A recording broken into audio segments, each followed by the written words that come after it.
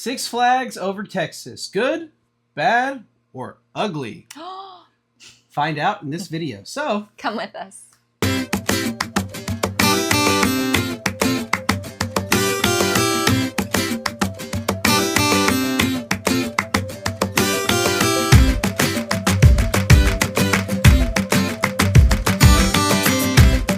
Hey everyone, welcome back to VA Adventures.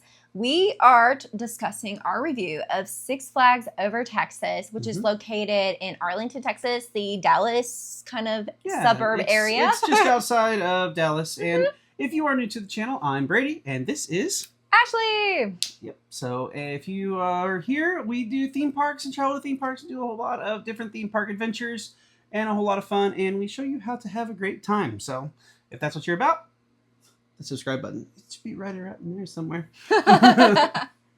All right, so let's get into this. Six Flags Over Texas is a theme park with a lot of history. That history being it was actually opened in 1961, and it is the very first theme park for Six Flags. Yes, it is. I really didn't know that before we went. I was like, I think it's the first one, not 100%. So we did some history building. So for the longest time, I thought Six Flags started actually out in California, where Six Flags Magic Mountain is. Boy, was I wrong. So, anyway. All right, let's get into it. All right. First impressions. So when you walk into the park, you're just immediately greeted by the history of it. You know, you see the 1961 established. You kind of walk in, and there's a big like themed area. You're kind of walking through a like Pueblo style gate where you've got like different arches, and over the top you have that typical Latino Hispanic style of an entryway. It's very pretty. It is very pretty. It is absolutely like blown away by the way it looked. And as you walk in, you immediately walk in and you make a left and you're right there, and you're at like basically the hub center of the park, sort of, not really the center, but like the grand entrance, so to speak. Yeah, and you're greeted by this amazing carousel. It is beautiful. Yeah, it is. If we had children, we would have rode it. Too. Like it's, you got to go up some steps to it. Yeah. It's sitting up on top of like a pedestal type thing. I thought it was really pretty. However, we did not ride it because we're adults and we didn't want to be weird. Sums that one up. Yep. So there are different themes throughout the area. You have your DC Comics. You Gotham have, City area. Yes. You have your area of, let me think for a second. Frontier, yes, the children's area. You have a frontier kind of land area. Yeah, that's got like the mine trains and those sort of deals. And then you also have the Mexican, Latino, Spanish area. Yeah. And so it's kind of neat, honestly. And then you have like this giant tower in the middle of it too. There's 3 towers. Well, the tower that I'm thinking of is when we went during Christmas time, which was Hell Week between Christmas and New Year's. And it was like a tower. It kind of reminded me of a really small version of the Eiffel Tower, and it was lit up with a Christmas tree. So you have that as well. So it was very neat. It was interesting. Well, then you have Superman's tower also. Yes. I wasn't thinking ride towers, per se. Well, you have to ride an elevator up to that one. And then there's also the tower that has the Six Flags logo with the Texas star up there. It was very cool. I like that too. So it's easy to navigate. Use the app.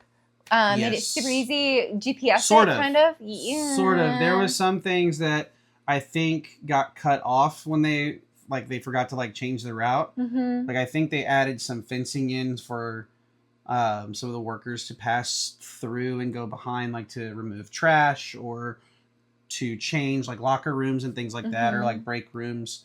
I think that they fenced those off and then opened up another way, but forgot to change that in the app. We will say that. Because that happened to us. And there is some construction going on. There is a brand new roller coaster coming in called Tormenta, which will be in the Spain-Mexican area. That being said, there's construction walls and there's spots that are shut down. And it looks incredible. 6 records being broken. Height, incredible. Dive. Tallest dive. Tallest in like dive angle or degree. Yes, that's where I was looking for. Degree 95 degrees. Was that correct? I thought it was negative degrees. So well, it would be 95. Here. So I mean, like that's just it's intimidating to look at. I have never been intimidated by a roller coaster. And this thing is not even built completely. You do see the what's it called when the dive part? Yeah, you see the dive. The top hat is that a top hat? It's not a top hat. Okay. Nope. Okay. A top hat is when the coaster goes up and over and then comes back down like Velocicoaster or Top Thrill 2. So, anyways, the dive part is extremely intimidating to me. Look at it's not even finished. So I don't know if I'm chicken out getting up on there, but it looks incredible. Yeah, for sure. So. Moving on, their current ride lineup is right now their tallest active coaster is Titan. That thing, it is a lap bar style ride. It has 0 inversions. Yeah. But you go 85 miles an hour. You get up that lift hill, you are at 285 feet, and you just shoop straight underground. It is so fun. I enjoyed it quite a bit. I'm like sad because I did not get the chance to ride it.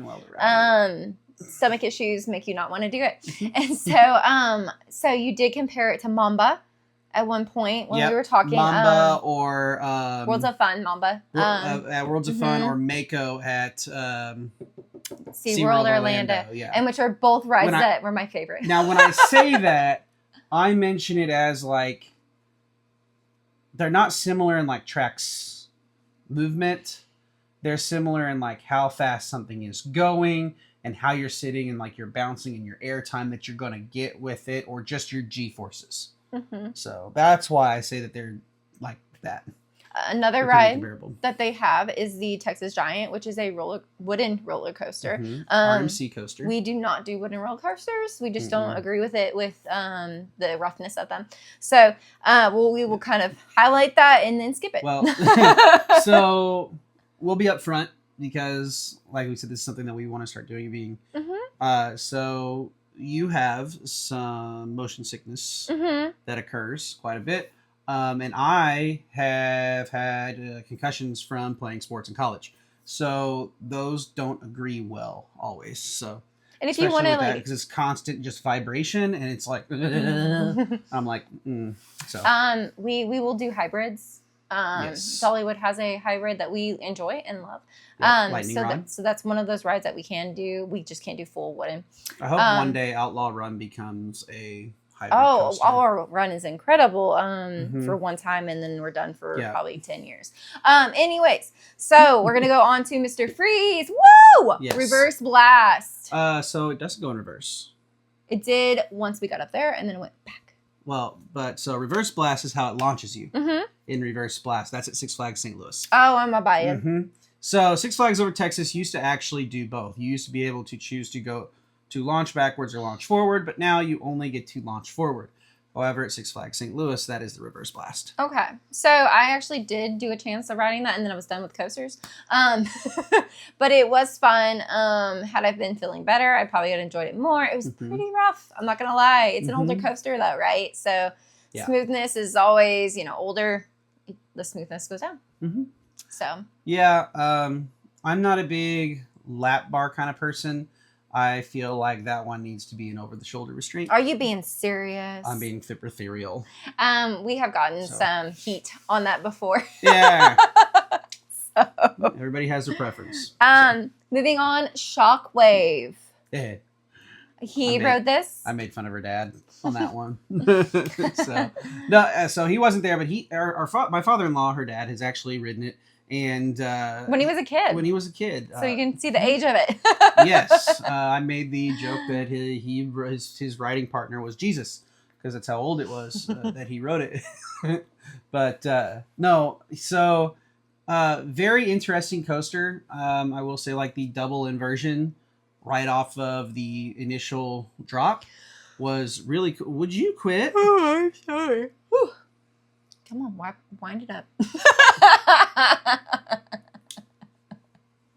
Guys, this is what I have to deal with. So, anyway, that being said, so smooth going through all that. And then right after that, you come right over the top of, you actually go over the top of the loading area. Could not think of that. Do you for a second. really? Because I couldn't see it. Like from where I was sitting, it was one dark, and then two, I couldn't see the loading area or much of the coaster itself. Yeah. So after the loops, you come up over the top, and then like you have a little drop, but then you kind of like bank over the top of the cool. loading area. Like you're kind of like at this angle. You can look over the top at the roof of it. But then after that, it turns into like the worst chiropractor of all time. Okay, so that was what my next question was going to be, is due to the age of the coaster itself, how would you say that the smoothness is of it? First half, fantastic. Second half, like, you guys probably need to check the tracks. It makes me wonder if they refurbed part of it and didn't finish. Possibly. Or continue, so. Who knows? Okay, so they also have the Runaway Mine Train, which is a tubular steel coaster. It was so much fun. I was so smooth. Very surprised. It was one of kind of their OG, it was an opening day attraction. Yes. And it was so much fun. It's a very family-oriented coaster. You got littles that are just starting to get into coasters. I think it's a fantastic one. It's almost 2,500 feet long. It's such a long ride, too. But it's smooth. Yes. Like, I was sitting there and I looked at the track and I went, oh boy.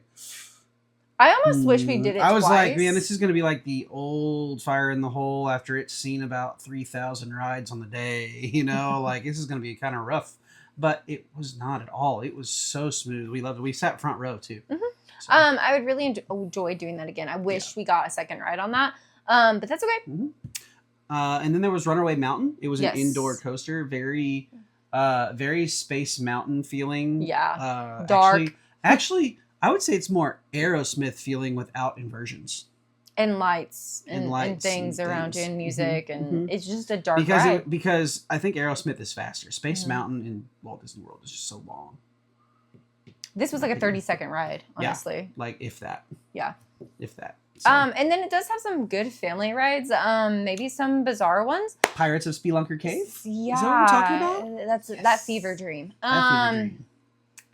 Pirates of the Caribbean meets Fever Dream after. So this is what I said in the video. If you haven't watched it, it is up here. Pirates of Spelunker Cave. It had me at the beginning. It was good. I was in. I was like, yes, we have a budget Pirates of the Caribbean ride. We don't have the smell, but it's okay. Go. There's no Jack Sparrow, but let's go.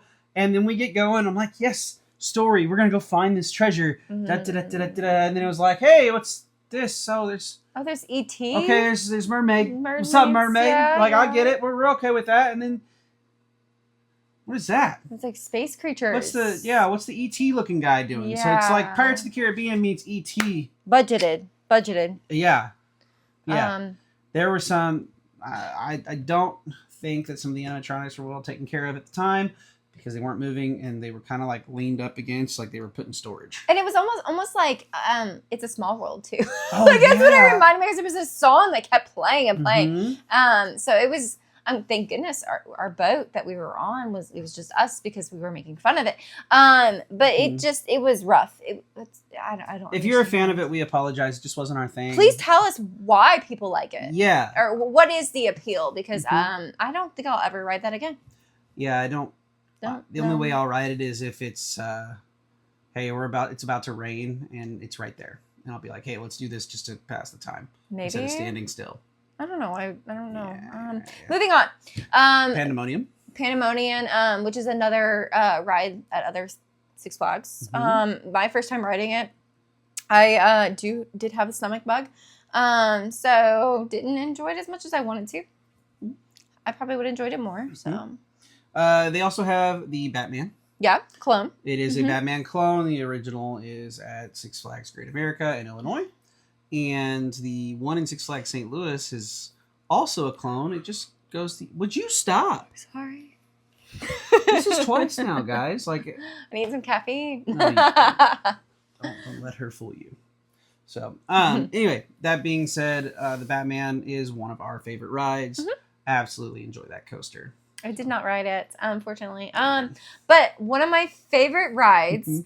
at Six Flags over Texas, and I believe that some other Six Flags have it, is the Justice League Battle for Metropolis. Thank goodness you said it because I couldn't remember. I just know what it looked like. Well, I have to know the game that I am completely undefeated at when it comes to you. Please. Anyways, moving on. It is a ride where 284,000 a points. shooter game is occurring.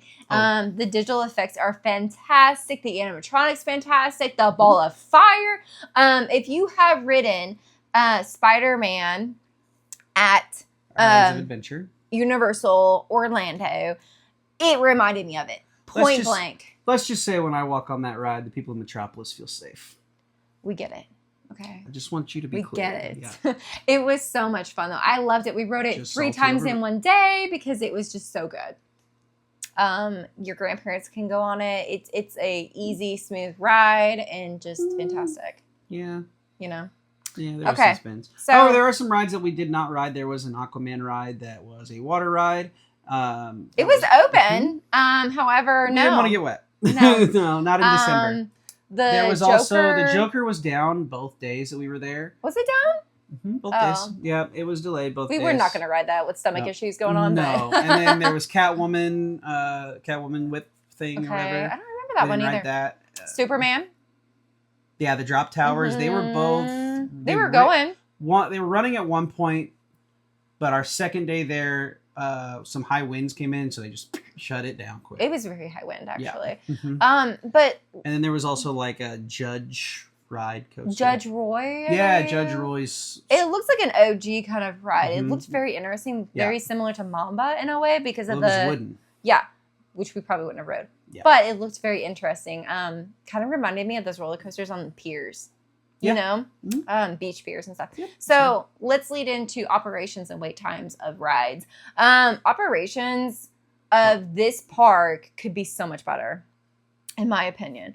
There were many times that we would wait for rides or see rides, and there was only one ride vehicle going, or the ride vehicle that was going, there would be missing spots. Someone could have sat there. Yeah. And I'm like sitting here going, why are you dropping the lap bar with nobody there right next to it? Like there's no, like they were up and they were operational. That was the thing. Like they were operational. So and nobody was saying, "Hey, get up here," you know, or did you see that you can sit down? It just made no sense to me. And then I know we were going at the end of their season. However, in it being Hell Week of super busy. Well, they're not normally closed down. So January 4th, they have been closed down at the timing of this video, and they're going to reopen February 28th. The reason being is for number one, construction of Tormenta, and Tormenta runs right next to the open, like the gate, the front gate. In the parking area and everything. So they've got to do some construction there to get that safe. So I think something to keep in mind also is like when we went one of the busiest times of the year. We did get flash passes, and it was very perfect for us to be able to spend one day when we had 2 days planned. Oh gosh, yes. And if you haven't seen that, boom, right up here. Watch that. Because it was fantastic. Had we not had those flash passes, it probably would have been miserable. We did hear people talking. The first night that we were there, we didn't make it long. Or first day, I'm sorry, we didn't make it long.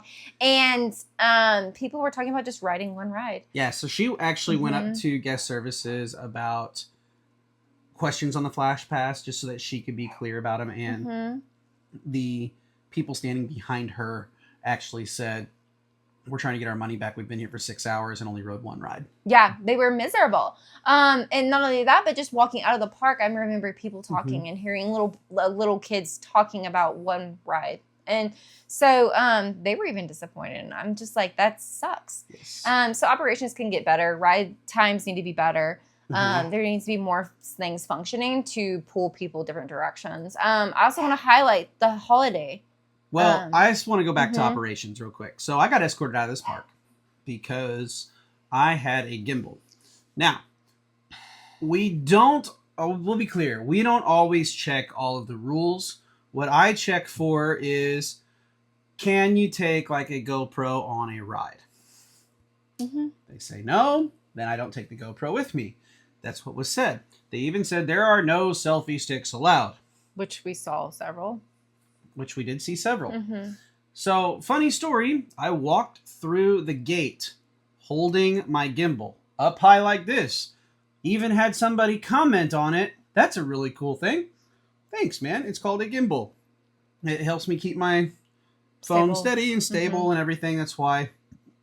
It is not a selfie stick Not a whatsoever. selfie stick whatsoever. So security guard came up to me and she's like, no selfie sticks. I said, this isn't a selfie stick. She goes, well, our policy states it cannot be something out of the phone cannot be out of your hand. And that's... Out of your hand. Out of your hand. So I'm like, I've been here for 3 hours using this sparingly. However, like if you watch our video from that, I was, bouncing around to rides like this just so that we could get as much in as possible so that we could tell you guys about it. And it really did irritate me. Like I was not happy about it because we had plans to see the Tinker's Toy Shop show. Yeah.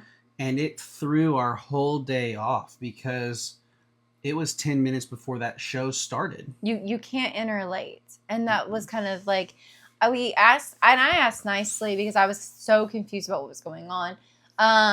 Can we just put it in our bag and not take it out? And we truly would have done that. Getting in trouble, getting your hand slapped is embarrassing enough. I feel like. So, and we're not rule breakers, obviously. So, and she was just like, no. Yep. So all this confusion also caused Ashley to panic and think she lost her phone. Just because there was a lot going on. Yeah, and she threw it in my bag, and she's like, I don't know where my phone's at. So we had to stand in the park with the security guard while I'm holding my gimbal and just irritated already. We had just bought this shirt, actually. We had just bought this shirt, and so I'm like, I know her. She set it down on that counter, or she set it down over by those shirts. She had to have.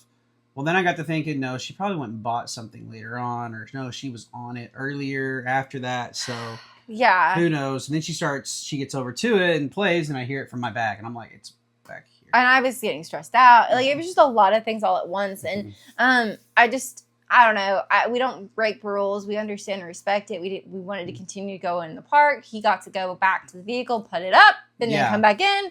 But then we had to change our whole schedule of our day, which we don't really schedule things out like that, other than like if there's a show and we want to see it, this is the time we want to watch it because we don't want to watch it this time. So yeah, Six Flags, please fix that. Fix your policy or your security or whatever it is, please. Yeah, like I would have been perfectly content if I was walking through the gate and they said, hey, you cannot have that in here. That is considered a selfie stick. It falls under the category. No, it doesn't. Which, if they would have told me that at the front, I'd have been like, okay, fine. I will walk right back to my vehicle. I will put it up, and then I will come right back in. No problem. However, when you stand there and you use it in front of them at the gate, and you're not told anything, people are making comments on how cool is that device. It's kind of irritating. Or you see somebody that has a selfie stick that's like 5 feet away from them, and they're taking photos with it. And the cast or the workers are taking pictures with it. Yes, yeah, and the team members or employees. I don't know what they're called. There was characters that were dressed up, and they were taking photos with the selfie stick with the people, which it is what it is. So moving on, because we could talk about this for longer probably. We could. Let's get into the food and dining of Six Flags. Here's the review. It's expensive. Point blank, expensive. Expect to spend at least $20 a meal. Even if you have season passes like we do that are all passport parks, we still spend about $20 a pop to eat. Per meal. However, you do get quite a bit of food. I'm not going to lie. There's no kid meals that we saw. That's not okay. Because I would have got kid meals like I traditionally do at theme parks. But the burgers that we had were good. There may have been kid meals. We just didn't see them. Even sides. There was just sides when I was looking because my stomach was upset. So I thought to myself, I'll get the kids section because it'll only be maybe like 2 chicken tendies instead of the full basket. And I couldn't find it. So we did eat at 2 different burger places. They were fantastic, or at least The All-American The Cafe. All-American Cafe had a pretty good burger, at least like right at the beginning. The burgers were pretty good. I didn't eat all of mine because I was feeling sick. But... I ate the whole burger. So good. Then you had onion rings with it. The onion rings are great. I had no complaints at all. That was so good. It was pretty good. I will say that I do remember the taste of it. My complaint was there was no ketchup. The park just freaking opened. And there was the ketchup was empty. So keep in mind. Nobody is going there immediately to grab food when it opened either. Yeah. It opened with no ketchup. So that kind of ties back into the operational thing. So then we had I had a burger over at Johnny Rockets, which is over in the Gotham City area. And it wasn't bad. It definitely wasn't fresh. It had been sitting out for a while. And that wasn't right away eating. I would say probably like 2 o'clock, 3 o'clock. So 2 to 3 hours after the park opened. Park opened at noon. 11. Noon. Oh, okay. Yeah. Thought it opened. Oh no, we got there at 11. That's what it was. So it was Christmas time, holiday in the park, so it did open at noon. So I mean, operationally, it should have been fresh, in my opinion. It shouldn't have been sitting out for a while. But we also did eat at their steak barbecue house area. You got making me yawn. This is a bunch of crap. You got chicken tendies. I did not order anything. I had ate some soup at another location for Christmas. What did you think about the chicken tendies? They're basic chicken tenders. Yeah. I mean, agree. that's what you had. You had a couple. You had a bite or two of them. So yeah. You had broccoli cheddar soup at this other place. I did. Because I wasn't feeling well and it was starting to get colder. I wanted soup, so I did get some. It was one of their holiday cafe kind of areas, and it was good. No complaints. So, it was like $14 for a bowl of soup, by the way. Was it a bread bowl or just regular bowl? No. Yeah, they had options for bread bowls. I just did not want the bread. So I'm sorry, but I could have got Panera bread, Panera soup, and it'd been cheaper and would have been had more. Way better. Probably would have had more. So I'm not really complaining. I'm just complaining about prices. Yes. So part of our whole thing is there is a way around that, which we will talk about in another video. So hit that subscribe button so you guys don't miss it. So, all right, cleanliness and atmosphere. Cleanliness was pretty clean. Yeah, you could see like workers walking around with the sticks to pick up trash and stuff. Parking lot. I didn't feel grossed out being there. No. Yeah, I felt like even the rides when you went to sit down, I didn't feel like, I don't want to, I'm going to get off. I'm going to ride something else. So. I would like to talk about theming wise. Theming needs to be worked on throughout the whole park. I feel like they could do better. It is more of an amusement park. Right. But I feel like amusement parks, theme parks are getting more into theming now, the culture of it. So this park does need some work on theming. Then what else is there? It's a classic Six Flags vibe, I feel like. So I'm surprised that now the Looney Tunes, they are walking around. You see them in the Boomtown area, and you see them some down the Holiday Lane spot that was lit up for Christmas time. Characters down there, yeah. You see the characters. Where's Superman? Where's Wonder Woman? Where's Batman? Where's Catwoman? Where's the Joker? Where are these people? Where are you? Where is she? Yeah, there it is. Also, I feel like if those were a thing at these parks, it would be much better. However, fun park. Like we're not bashing it or anything. We're also kind of giving you guys our thoughts, our review, our transparent. They can do so much better on certain things. I think not having Batman, Mr. Freeze, like the things that are tied to your actual rides that are there. Where's Jason Momoa? Yeah. Where was he? Where's Aquaman? Why is he not in the fishbowl? No, having those characters walking around, especially kids that are going, or even fans of DC Comics, they would eat that up. It would have been the cherry on top for that. I think it is a missed opportunity for Six Flags parks. Now, I also want to talk about the holiday in the park, because that was one of the big drives of us going there. The area in which that occurs was really nice. It was very decorated up. There was lights everywhere. It did feel Christmassy. There was snow falling. You got to see Mrs. Claus. All the There's characters. a Santa Claus option. Yeah. Prior to Christmas Day. Anytime after Christmas, Santa has to go back to the North Pole and work. So Tweety Bird was there. Sylvester was there as well. That was kind of cool. However, it's one little section. And maybe we are spoiled with our home park being the capital of Christmas. Yeah, pretty much. Silver Dollar City, where Christmas throws up everywhere. Yeah, I mean, it's not, and that's the thing with that we have to remember is that these parks don't start setting up for Christmas until November or October. They shut down to set up. Yeah. Silver Dollar City is like setting up in June. Yeah. they start in June. Like I personally think that they finally get the last like strand down and then they go, all right, time to set it back up again. And they're like, okay. So, that part, yes, it is great. However, it's not what we're used to. We're spoiled. So, moving on. Who do you think this park is for?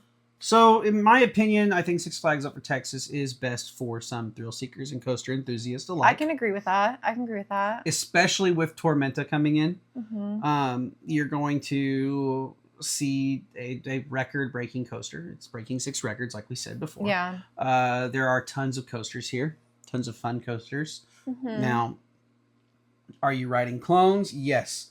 Do you want that coaster credit if you're into that stuff? Yeah. I mean, why not?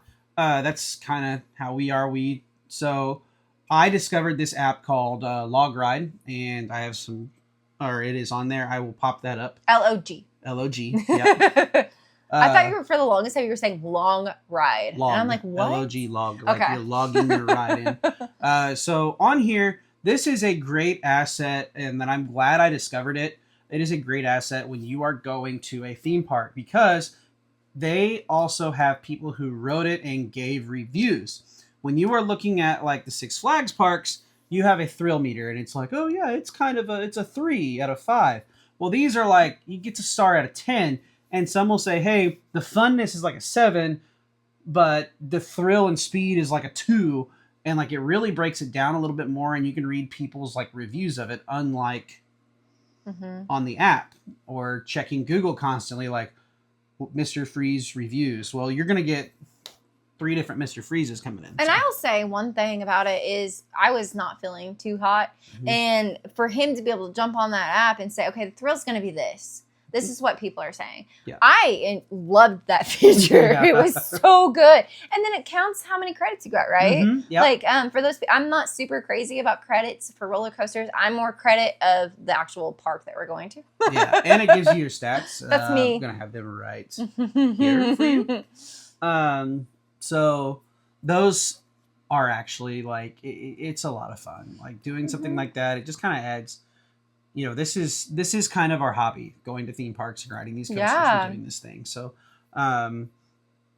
this being added in and us being able to do this just helps us get our word out to people more about stuff. So, but moving on, I also think that this park is a great park for anybody that loves Six Flags parks. It's a piece of history within the Six Flags culture. Nostalgia. Yeah, it really is. It was very cool to go to a park that was not in the Midwest, and my dad's been there. You know, that was a cool factor of that. So I do think that if you're going, expectations can be set pretty moderate, average. I've only been to 2 different Six Flags parks and Worlds of Fun, which is in the same company. I would say that I think right now it might not be a very fair assessment, but this is the top tier one for me. If I rate, Six Flags St. Louis back from when years and years ago, and then I put down, Worlds of Fun, and then this one, I would say number 1 right now is Texas, over Texas. I can agree with that. We had so much fun there that we want to go back. Yeah. Despite being sick and, the challenges of that, and not spending as much time as we wish we did, we're going back because of that. So I certainly would recommend it. Yeah, same.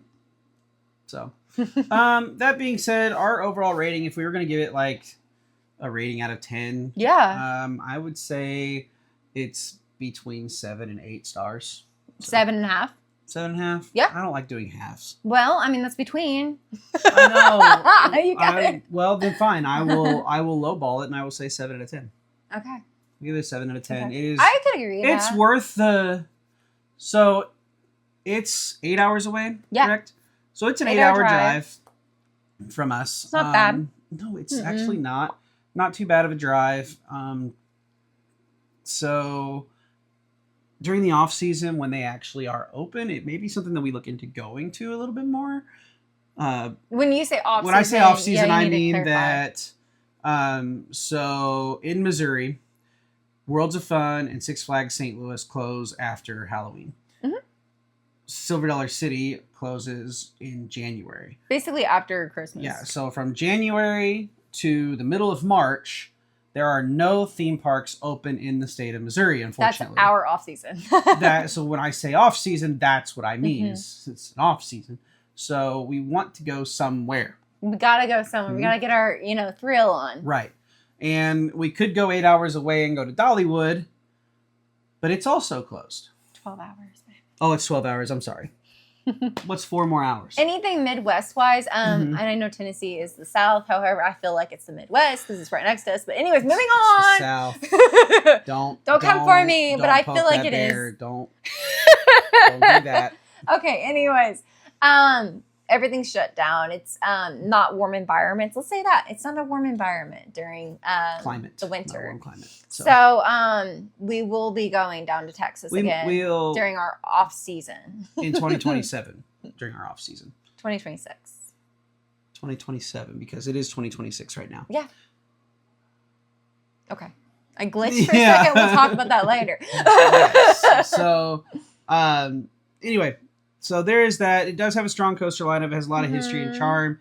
The inconsistent operations is what gives it a little downer for us, and some areas are in need of some updates. Yep. So, but it's still absolutely worth a visit. Not something to go extremely out of your way for unless you're a huge theme park fan or like anything. us. Yeah, if you're a theme park person, definitely hit this place out. I think if you're going to Dallas for vacation, I think it would be a great spot to stop at. Do I think you need to plan 2 days? No. I think you certainly can do 1 day and be good. If you're a theme park enthusiast like we are, 2 days would have been perfect. We did 1 day and we had to speedball it. So definitely. So if you guys enjoyed this review, please be sure to hit that like button, that subscribe button, and that bell notification button, so that you guys don't miss out on any more theme park reviews, theme park news, updates, Six Flags, Cedar Fair things under all of that umbrella, because we have access to all of them. All of them. One of us. What? Oh, sorry. Anyway, Anyway, so hit that like button, subscribe button, notification button, all that jazz, so that you guys don't miss any more of those videos. And with that, bring on the next adventure. bye, guys.